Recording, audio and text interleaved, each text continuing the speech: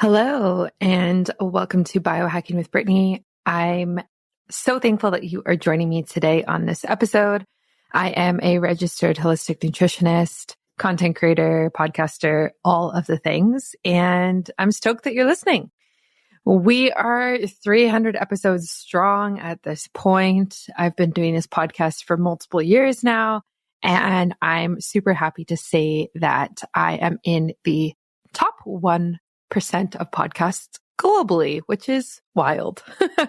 So it's cool to see that and cool to see it growing so much. And I'm kind of doing a mix of content right now. It's like half of it is healthy motherhood, biohacking motherhood and babies. The other half is, deep biohacking longevity in itself.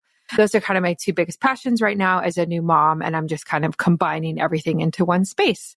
So that is where I'm at currently. If you want to follow me on socials, you can do that at BiohackingBrittany on Instagram and at Biohacking on TikTok. I'm not posting a lot right now, but I am, posting the most probably on my Instagram stories, and I'm in my DMs the most. So it's kind of my favorite places to be.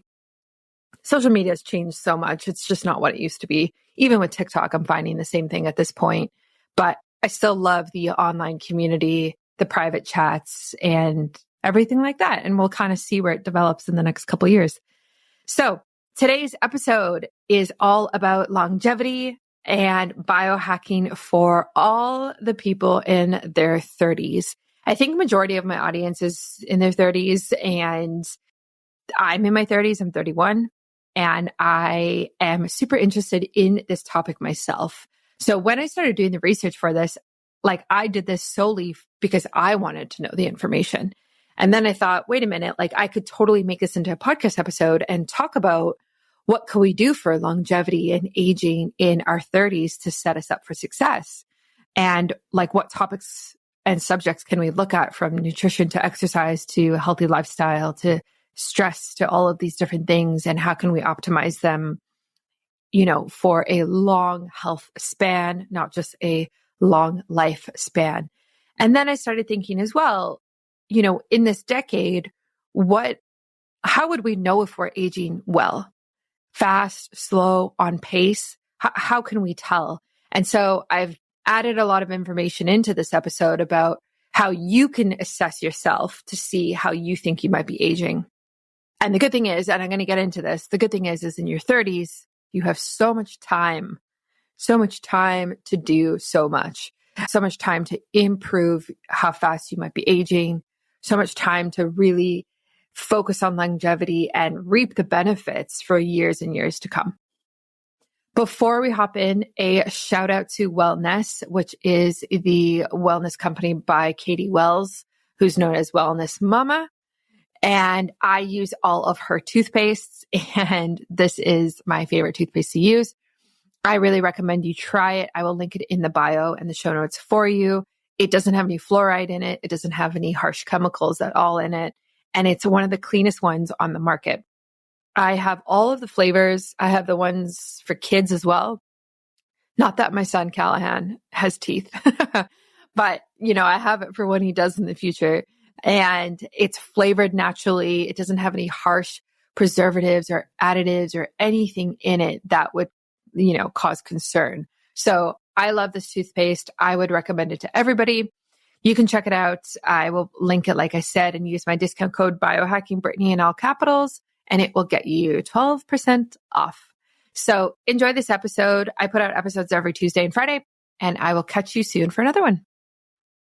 As we know, aging is an inevitable part of life, but how you age, whether quickly or gracefully, can be influenced by our lifestyle choices, particularly during your 30s.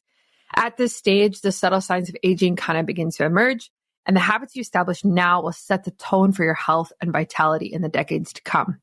By focusing on preventative measures, you can significantly slow the biological aging process and maintain a youthful body and mind well into your later years. In your 30s, cellular function remains relatively robust, but factors like hormonal changes, stress, declining collagen production, and environmental toxins start to take their toll.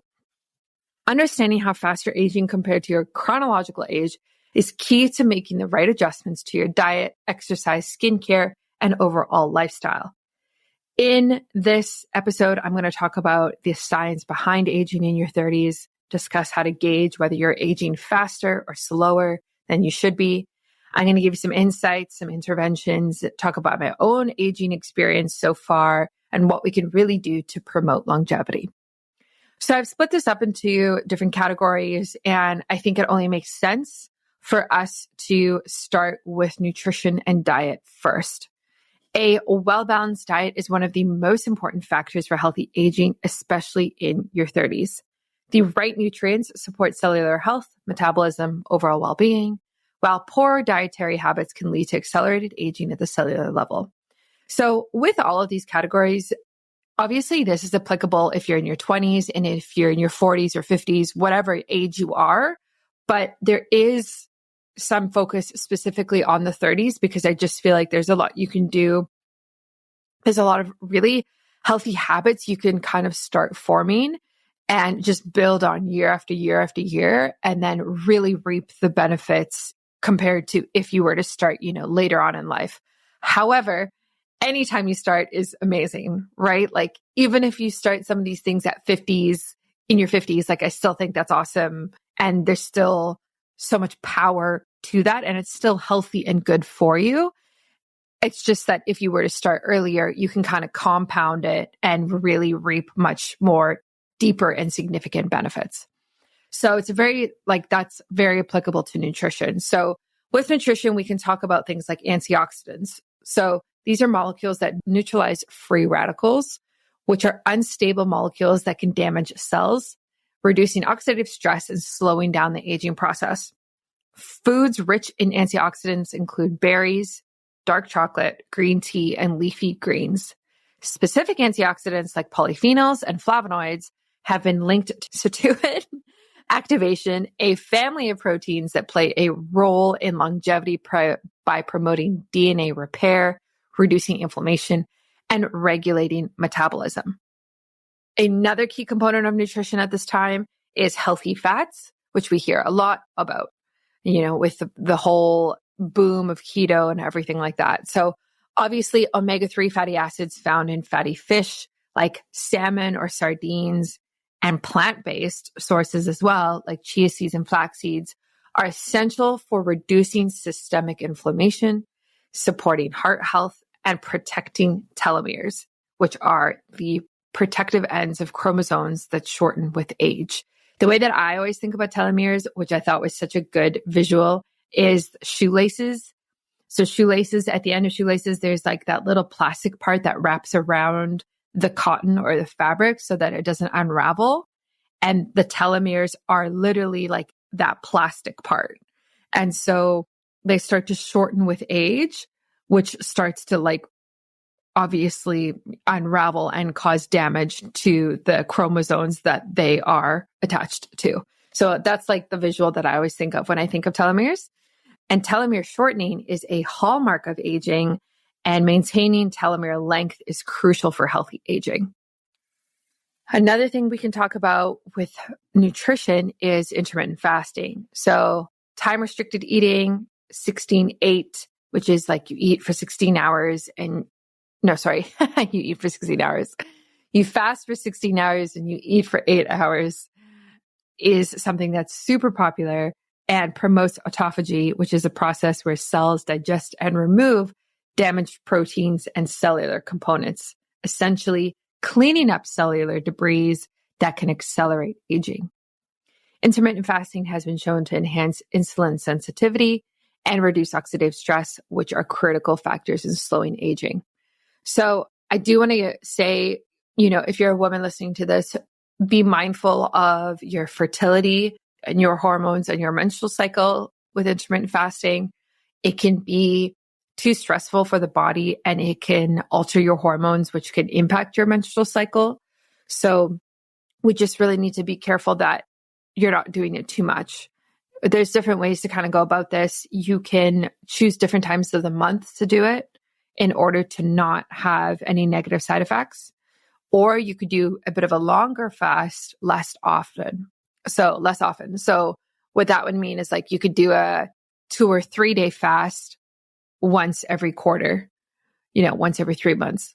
Or you could do a longer fast once every 6 months, something like that. So you can kind of get these benefits without, doing a 16/8 fast every single day, it alternating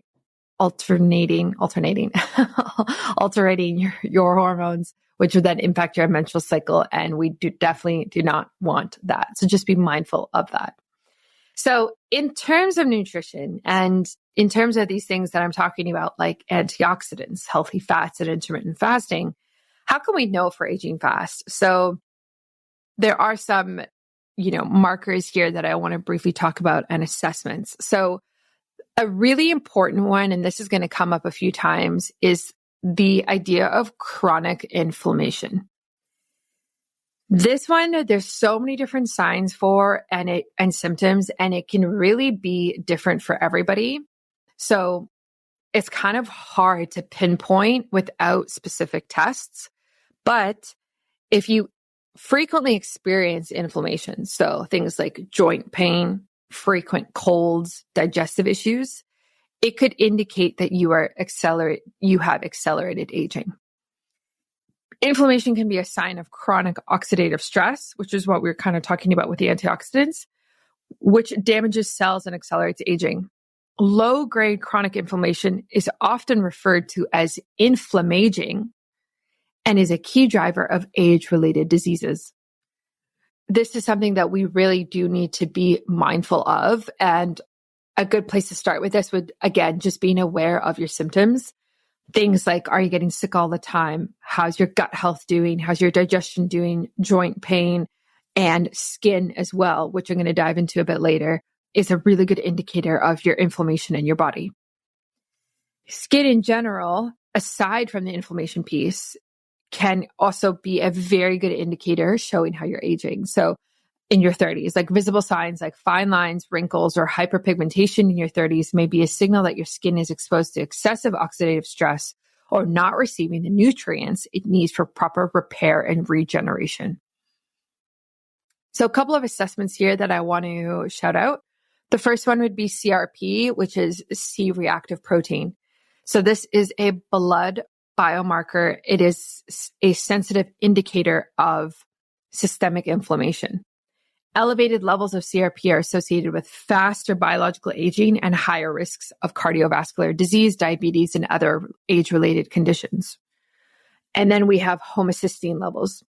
High levels of homocysteine, which is an amino acid, are linked to an increased risk of heart disease, stroke, and cognitive decline. Elevated homocysteine can result from deficiencies in B vitamins and is a marker of accelerated aging. So I have had both of these tested. I've done it through, who have I done it through? I've done it through Inside Tracker. I've done it through my public health care system here in Canada. And I just recently got tested with a company called Cyfox, and they do CRP as well. Both of these tests are actually pretty easy to get. There's multiple companies that do it. So this is not one of those things that like there's only one person that does it and it's very expensive. Like getting your CRP levels checked is pretty accessible to most people, I would argue. I would definitely take a look at this if you are dealing with chronic issues that you feel like you don't have an answer to and are not going away with whatever therapies and treatments that you're trying to work on. Definitely get your inflammation levels checked. Even the Dutch test, I think Dutch as well does it. And you can take a look and see, okay, maybe I do have a lot of inflammation and what can I do about that? The next category that I definitely want to talk about is exercise and movement. Now, in your 30s, exercise is crucial for maintaining muscle mass, okay? Cardiovascular health and metabolic function. Regular physical activity helps protect against sarcopenia, which is muscle loss. It supports mitochondrial health and promotes brain health, all of which are essential for slowing down the aging process. So there should be some focuses here. And again, this is kind of applicable for all ages, but I still think, in your 30s, you have that muscle mass that you've kind of built up, hopefully, in your younger years. but it's all about maintenance. Like we want to maintain that muscle mass, that cardiovascular health, that metabolic function, because in your 30s, that's when it starts to decline. So it's like, how do we slow that beginning of that decline? Toothpaste. We all need it and use it daily, but have you ever read the ingredients of your toothpaste or noticed the FDA poison warning on there? If not, keep on listening for some surprising information that your dentist might not be sharing with you.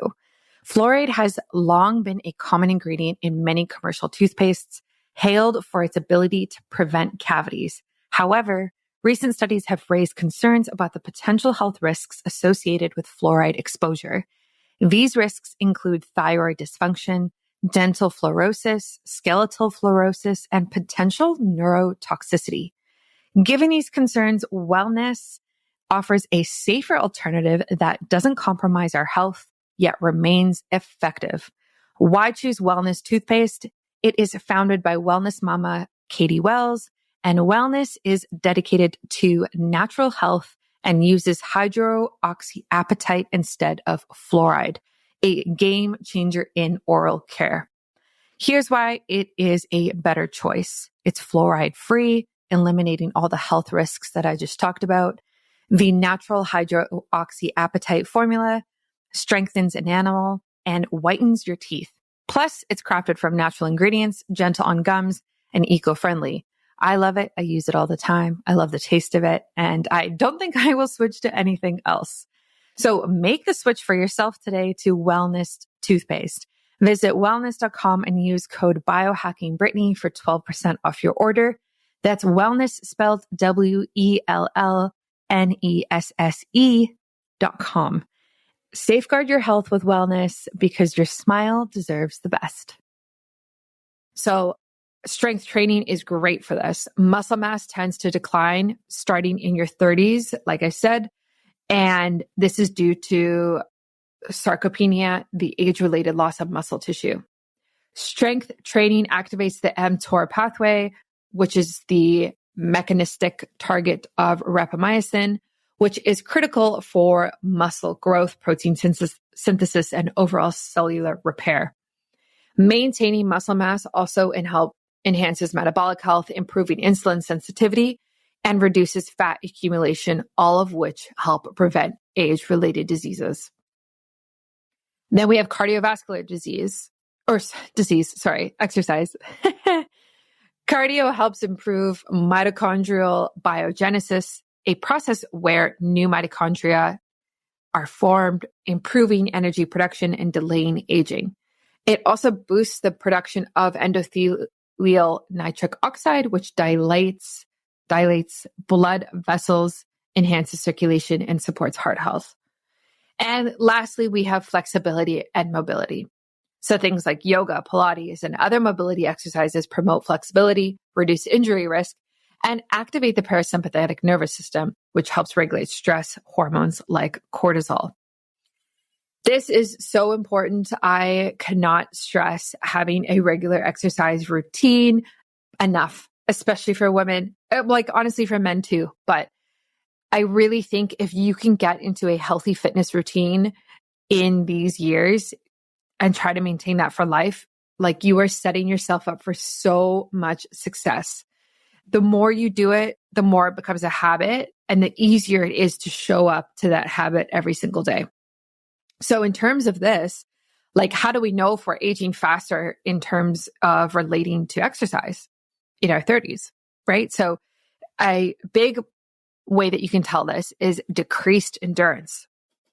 If you notice that you tire more easily during workouts or have difficulty maintaining the same level of physical activity you once did, this could be a sign of mitochondrial decline, which is associated with faster aging. And we have muscle loss. A noticeable reduction in muscle loss or muscle tone or strength in your 30s may be a sign of accelerated aging. Muscle is critical for metabolic health, and its loss is linked to insulin resistance, fat gain, and slower metabolism. I think this is very obvious when you show up to a workout. So with decreased endurance, like say you go to a spin class, is it suddenly way harder than it was for you last year or the year before?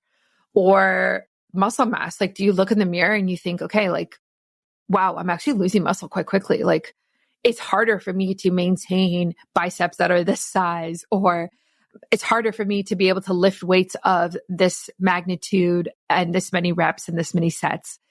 I really encourage you to kind of like assess how you're showing up in your exercise and your fitness and see if it makes sense for how much you're working out. Like, is it significantly harder for you?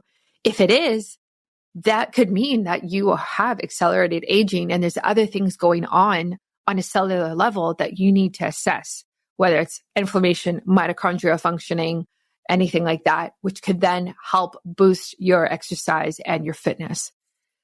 I have been going to the gym since I was 16.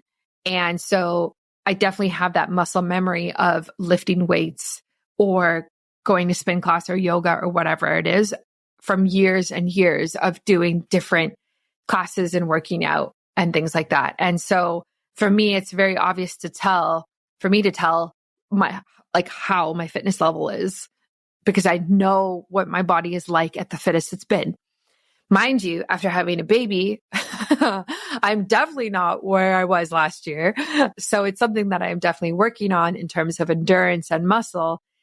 But I'm still trying to exercise every single day, 3 months postpartum, because I think that it's hugely important for my physical and mental health right now. And yeah, for my hormones, if I ever want to have a kid again, another kid, stress levels, everything. It's so, so important. So there are assessments you can do for this. And this is an area that I think is just booming and will continue to become bigger and more specific and, more accurate, with wearables and Peloton and all of these different ways that we can assess how we're showing up and working out is really phenomenal. And I love it. But a really cool one that you can take a look at is your VO2 max. So this test measures your body's maximum oxygen uptake during exercise, which is a strong predictor of cardiovascular and overall health. A decline in VO2 max relative to your age suggests reduced mitochondrial functioning and potentially faster aging. So you could do this test multiple times. You could compare it to other people of your age, your body type, gender, and everything like that, and kind of get a sense of where you should be for this. The other one that you could do is a body composition testing, which is the DEXA scan. A DEXA scan assesses body fat percentage, lean muscle mass, and bone density. A decline in muscle mass or bone density in your 30s indicates faster aging, especially since sarcopenia typically accelerates in later decades. This is huge. I've done different body fat percentage like scales that I've used, but I don't think I've ever done this official DEXA scan. And I also don't know my VO2 max, although I actually do think, is it the Oura Ring that recently came out with that? I should check. But these are things that I personally don't know my numbers of. I do know what my body fat percentage has been like at different times in my life, but I don't think, I've never done the official DEXA scan to be able to say like, this is what I was and this is where I am now. However, it's really cool that it takes a look at bone density because this is so important. As much as we, want to focus on body fat percentage and like what our body might look like, I would almost argue that the muscle mass and the bone density is more important. Women specifically are prone to lower bone density as they get older, which leads to things like osteoporosis and other joint pain and issues like that. This is what I see with my mom right now, what she's dealing with. One of the best recommendations that you can do for bone density is lifting weights.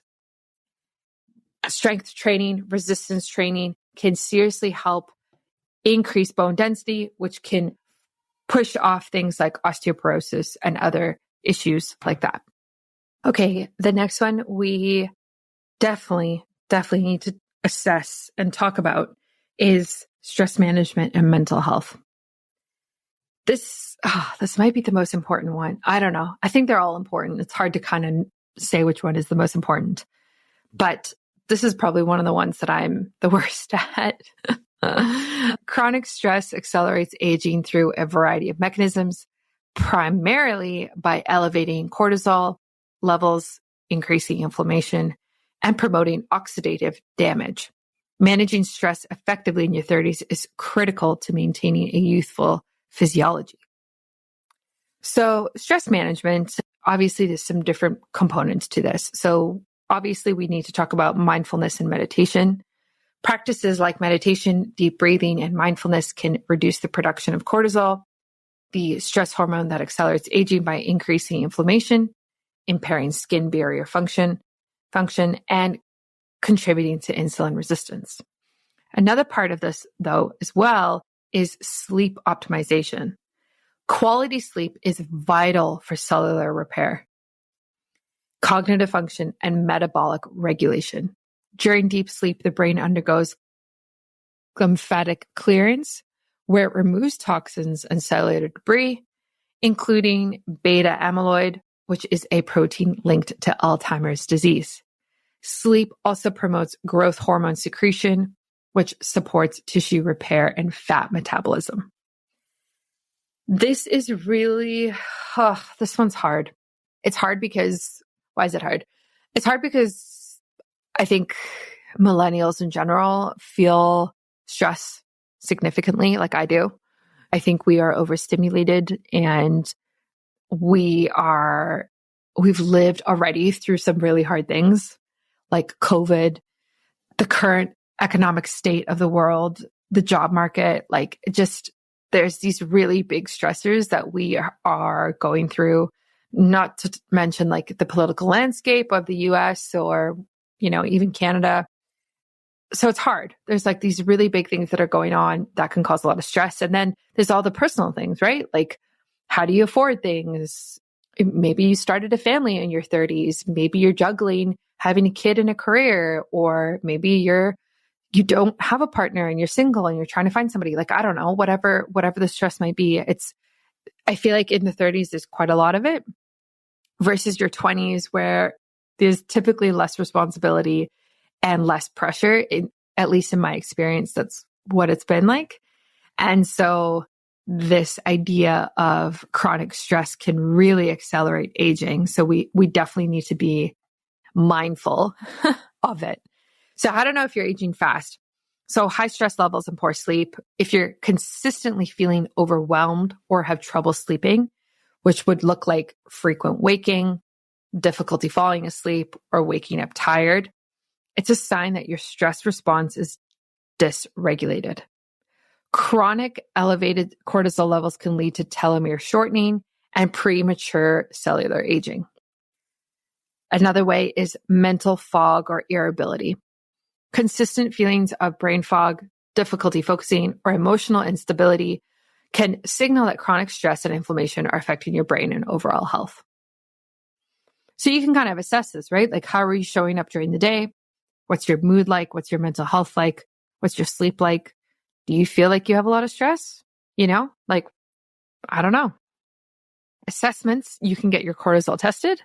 So this is a saliva test that measures cortisol levels throughout the day, morning, afternoon, evening, and can indicate whether your stress hormones are elevated. Chronically high cortisol levels are associated with faster aging. And then sleep tracking, obviously we have like the devices like Whoop or the Oura Ring can provide detailed insights into your sleep quality, including the amount of deep sleep and REM sleep you're getting. Poor sleep cycles are a strong indicator of accelerated aging, as these stages are crucial for brain and body repair. So if I were you, is if you think that your stress is out of control, I would do a saliva cortisol test. And you can do that through Dutch. They have the Dutch hormone testing, and take a look and see what your curve is like. Is your cortisol higher in the morning and lower at night, which is what it's supposed to be? Is it inverted, where it's low in the morning and high at night? Is it flatlined, where it's the same no matter when? There's a lot you can kind of look at during that time in order to see how your cortisol is doing. And then obviously you can get something like the Oura Ring or the Whoop and really take a look at how it's going, how your sleep is going, your deep sleep and your REM sleep and everything like that. I definitely have higher stress right now because I have a baby and I'm not sleeping through the night. And so I definitely have brain fog. I have mom brain, as I call it, or as everyone calls it. And so this is very much my reality postpartum. And I think that's very normal. And I look forward to my brain and my cortisol going back to how it was pre-baby throughout this year, hopefully. Okay. The next area that we definitely want to talk about is hormones. This is a big one. So in your 30s, hormone levels such as testosterone, estrogen, and progesterone start to fluctuate, especially in women as they approach perimenopause. Maintaining hormonal balance is crucial for metabolism, mood, energy levels, and overall well-being. So if we want to focus on hormones, there's a lot we can do, and a lot we can do to support our hormonal health, especially for women. So in women, estrogen and progesterone start to fluctuate in the late 30s, impacting metabolism, mood, and skin health. In men, testosterone levels also begin to decline, which can affect energy, libido, and muscle mass. I also want to talk about thyroid. So you can optimize your thyroid health during this time. The thyroid gland regulates metabolism, energy levels, and mood. An underactive thyroid, known as hypothyroidism, can lead to weight gain, fatigue, and slower metabolism, all of which contribute to faster aging. So how do you know if you're aging fast in terms of your hormones? Typically what we see with this is hormonal imbalances. Symptoms like irregular menstrual cycles, decreased libido, unexplained weight gain, particularly around the abdomen, or fatigue could indicate hormonal dysregulation. This is a major factor in accelerated aging, as hormones are involved in regulating cellular growth, metabolism, and tissue repair. Insulin resistance is also important here. So if you notice an increase in belly fat, difficulty managing blood sugar levels, or frequent cravings for carbs, you may be experiencing early signs of insulin resistance, a condition that accelerates aging and increases the risk of metabolic diseases. So assessments you can do around this, there's a ton. There's absolutely a ton. So you could do a comprehensive hormonal panel, and you can do this through Dutch. Again, they have a very good hormonal test, especially they have one for women, and it looks at all of the hormonal metabolites and gives you a full assessment of how your hormones are doing. I actually should do this again now postpartum so I can kind of get a better idea of where I'm at. But testing levels of testosterone, estrogen, progesterone, cortisol, and thyroid hormones, including TSH, T3, and T4, can provide insights into hormonal imbalances. Addressing these imbalances can prevent accelerated aging. Insulin sensitivity tests. A fasting blood sugar or HbA1c test measures how well your body is managing glucose. Insulin resistance accelerates aging by promoting inflammation, oxidative stress, and fat gain. So HbA1c test, this is one of my favorite tests to do. So essentially, this is your blood glucose over the last 90 days in a percentage. Now, the biohackers out there will say you want it under 5%, like 5.0%. I think that would be wonderful. I'll tell you mine. So I've had this tested many times, many times. I think the lowest I've ever had is maybe a 4.8 once, but typically I was at a 4.9, 5.0, 5.1. During pregnancy, I went up to 5.4. I think that was the highest I've ever been. And I don't know if that's regular, like if that makes sense for pregnancy. It probably does. Pregnancy, I ate way more. I was eating way more processed food, especially in the beginning when I felt so sick. So my blood sugar wasn't as good. And I just actually got this tested postpartum, and I haven't got my results back yet to see where I'm at now. But it's a very good indicator of how well you're managing your glucose. It's one of my favorite tests to do. Highly recommend. Okay. The next one I want to talk about is biohacking and supplementation.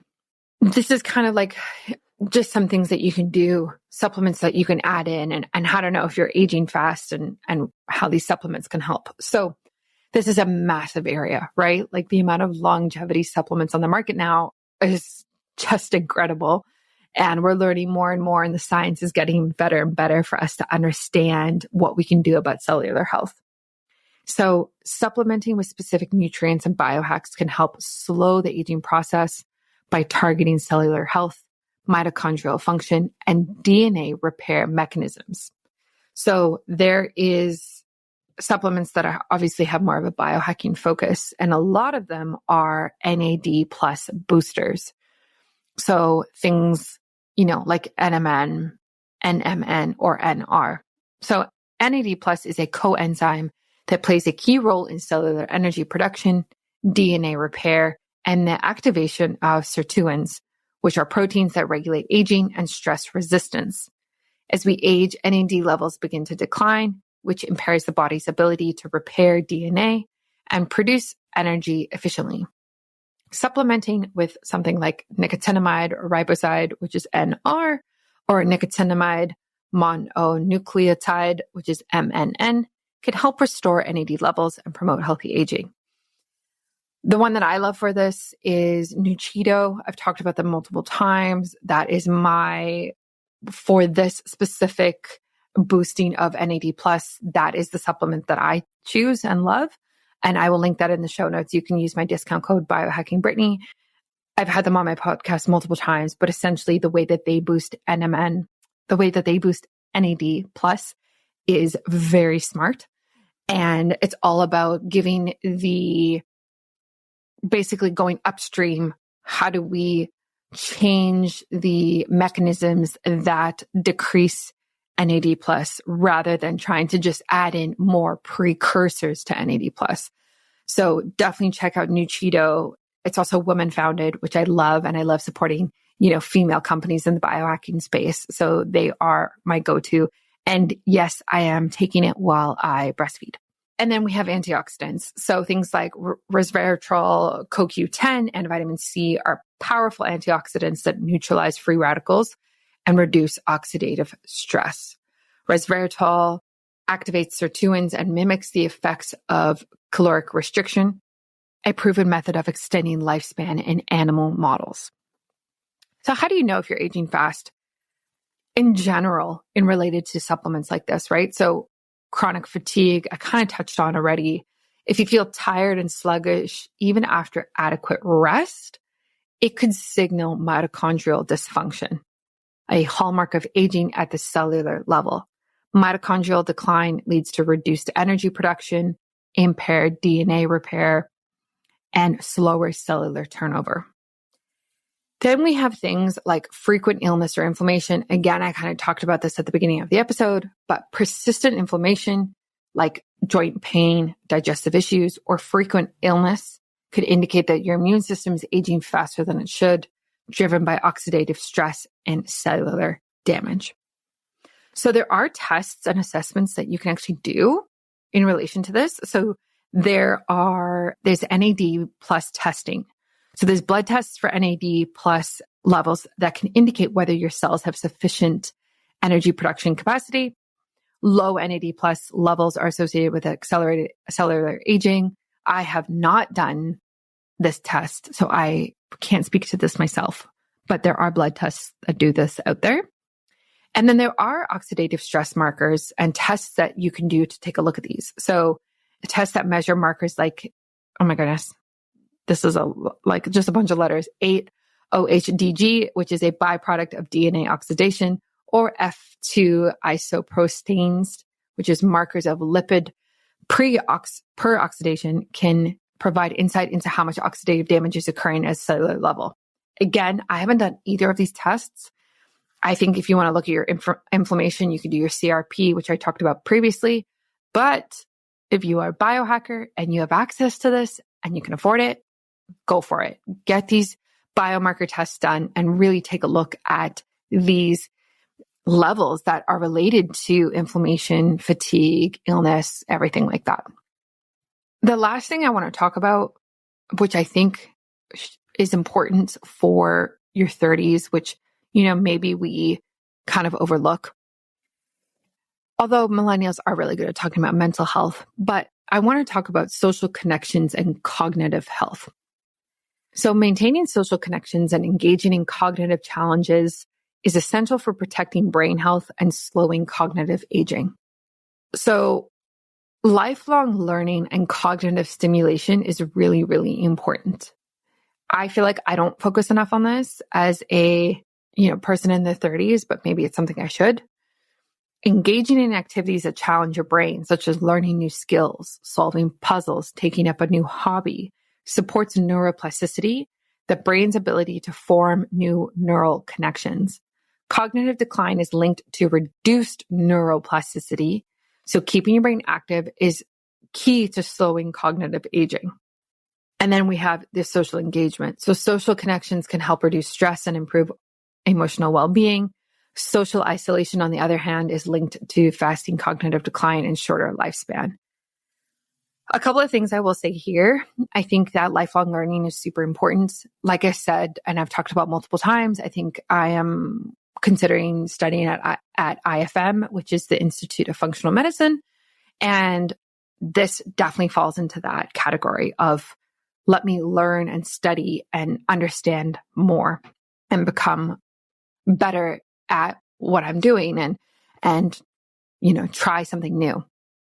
I think that's really important. I think taking up a new hobby is a great idea as well, like trying a new sport or anything like that. Like I really encourage that as well. And solving puzzles, like that sounds like fun too. And then we have social engagement, right? I think and this could be a whole other episode, I think women and especially moms experience a lot of social isolation. This is really hard. I just saw a video recently about this, and motherhood can be so isolating because not a lot of people understand it unless they are moms themselves. And I completely fall into that category. When my friends have gotten pregnant and had babies, I didn't understand the toll it was taking on them until I went through it myself.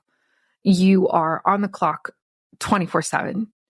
And okay, so maybe you have daycare or something set up, but if there's an emergency, who's there to pick up the kid? It's probably the mom, right? So you're still kind of on the clock, low key. Even with a nanny, like you're still like typically, and not always, right? But typically you're the primary caregiver, and that's for life, right? Like that's for the rest of your life. And so it can be very isolating, and it's very hard for people who are not mothers to understand that and how hard it can be at times. If that's something that you relate to, I strongly suggest joining mom groups. I have done this in my local town. And let me tell you, it is not anything glamorous like some of the ones that I've seen in LA or California or New York where they do the coolest shit ever. That's not what we're doing here. It's literally like in a church, and it's put on free by the government, and there's like snacks put out, and there'll be like speakers, and we go and like sit in a circle and we hang out with moms and babies for 3 hours. But it doesn't matter because it feels good to be able to connect. And it's like one of my highlights every week because I get to talk to moms who have babies of similar age who just get it. Like they get it. Like, oh, your baby didn't sleep last night? Neither did mine. Like there's just so much camaraderie there and relatability that is really hard to get from people who don't have kids who are similar age to you. So I really suggest for all the new moms or moms who are listening, find a local mom group. If it's a walking group, if it's a swim class, if it's whatever it is, go connect with other women, because I think that is just so good for your mental health. So in terms of like how to know if you're aging fast in this category, there are, you can look for things like memory lapses or mental fog. So difficulty remembering details or concentrating could signal early cognitive decline, a common marker of accelerated brain aging. I have this because I have mom brain right now. And then we have social withdrawal. So a lack of social interaction or engagement may indicate cognitive decline or emotional imbalance. which also could relate to hormonal imbalances, both of which accelerate aging. So there are some assessments you can do here. You could do some cognitive function tests. So there's like the Montreal Cognitive Assessment or mini mental state exam. Can assess memory, attention, language, and visual spatial skills. Early signs of cognitive decline may indicate faster aging of the brain if you do something like this. And then you can do brain imaging, right? Like you could do a functional MRI or an EEG and can assess brain activity, structural changes, or levels of brain inflammation, all of which are associated with aging. I don't know if I would necessarily be up for an MRI due to the radiation that comes from. It would be a very, very last resort for me personally. But if you feel called to do that and you think that that is what you need to understand, some of the symptoms that you're dealing with all of the time, then maybe that's what you should do. I think in general, these categories are super important to focus on in your 30s.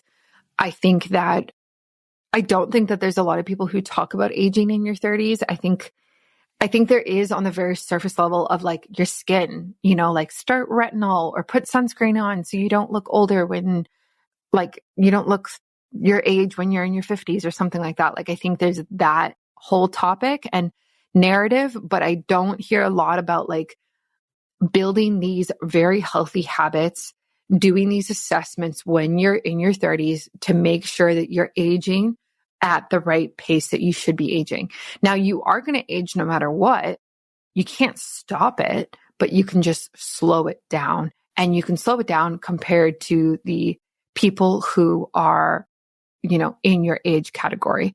So that's what I would really think about is how do I live as healthy and holistic and natural and bring in these biohacking techniques now so that I can run around with my grandkids in my 60s and not have to be winded or, the baby's too heavy and I can't lift the baby up, or be able to do fitness challenges or run a Spartan race in your 60s. I don't know, whatever it might be. I think there's so much that you can do right now. And I really encourage you to take that on and take ownership of that and go for it. Just go for it. Like there's so much you could do. So that was like my deep dive into aging in your 30s. This is like near and dear to my heart. As I said, I'm 31 and I care a lot about this. I hope you learned a lot. And if you have anything you want to add, send me a message on Instagram and I would love to chat more about this. I'm curious what you're doing.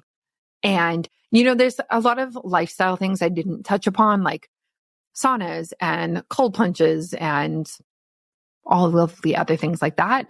But those are kind of extra. Like I really wanted to talk about these other things that I think are way more important and will move the needle more. Okay, thank you for listening, and I will catch you soon for another episode. Thanks for listening to another episode of Biohacking with Brittany. If you're interested in finding the show notes or the sponsors for this episode, you can do so on my website, which is biohackingbrittany.com.